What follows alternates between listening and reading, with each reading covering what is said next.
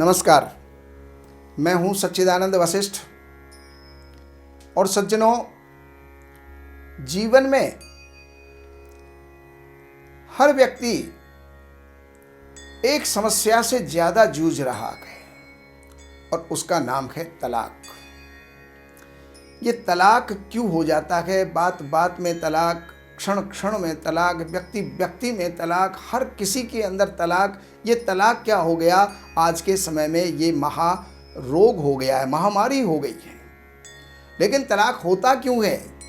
कुंडली के अंदर देखने पर पता चलेगा। एक तो सबसे पहली तो बात ये है कि आज का दौर कुछ ऐसा आ गया कि मनमाने ढंग से विवाह होने लग गए।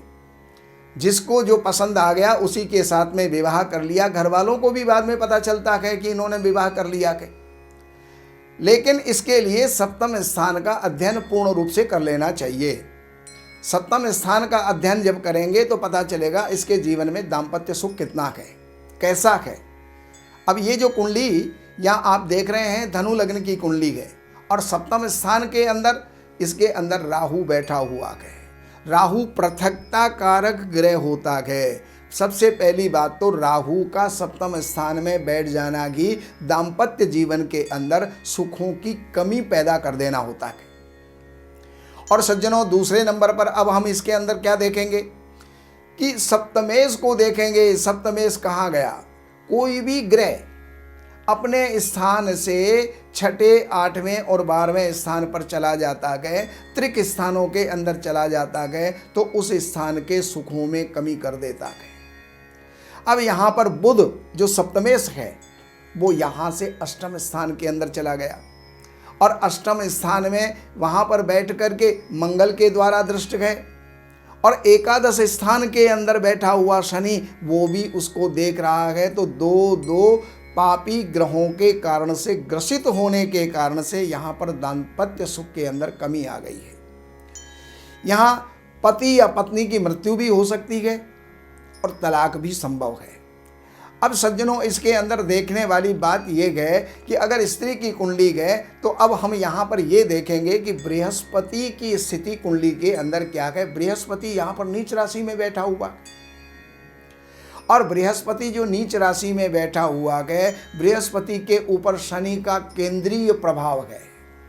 तो बृहस्पति भी यहाँ पर कमजोर पड़ा हुआ है। अगर पुरुष की कुंडली के अंदर हम देखते गए तो यहाँ पर शुक्र को देखेंगे और शुक्र भी अष्टम स्थान में बैठा हुआ शनि के द्वारा दृष्ट है। तो ऐसी स्थिति के अंदर पत्नी का सुख या पति का सुख इस कुंडली के अंदर नहीं है। अब नहीं है वो तो बात सामने आ गई, लेकिन उन सुखों को हम कैसे प्राप्त करें जिससे कि जीवन के अंदर अगर किसी के ये सुख नहीं है तो क्या सारे जीवन ही वो दुखी रहेगा? कोई ना कोई तो रास्ता ऐसा होगा जिससे कि उन सुखों को हम प्राप्त कर सकते हैं। तो सबसे पहले नंबर पर बात यह है, शनि और राहु, जो शनि अपनी दृष्टि के द्वारा बुध और शुक्र को ग्रसित कर रहा है, उस शनि की शांति करना परम आवश्यक है। सप्तम स्थान के अंदर बैठा हुआ राहु, उसकी शांति करना परम आवश्यक है। तो ये शनि और राहु की शांति हो जाए।